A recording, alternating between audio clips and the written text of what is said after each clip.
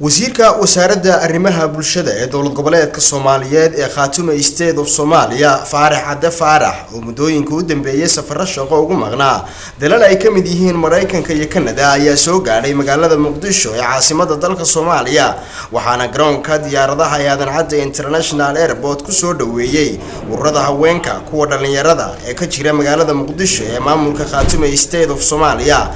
waana kan wasiirka oo ka mahadnaqaya soo dhaweynta caalamiga ee lagu sameeyay magaalada Muqdisho.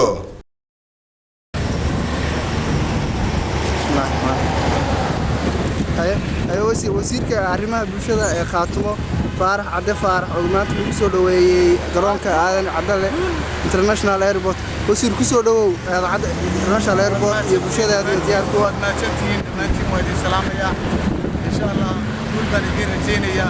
kulli safar dheer waan ka yimid waynu wada hadli doonaa inta waxa ka dambeeya insha Allah reer Khaatumo iyo ummadda Soomaaliyeed oo wada salaamaya meel walba ay joogaan madaxda Khaatumana waan salaamaya maamulka walaalaheena waan salaamaya assalaamu calaykum waraxmatullaahi wabarakaatuh. wasiirka ayaa intii ku sugnaa dalalka ay ka mid yihiin Mareykanka iyo Kanada waxaa loo sameeyay soo dhaweyn ballaaran oo ay u sameeyeen jaaliyadaha Khaatume State of Somalia ee ku sugan wadamadaasi.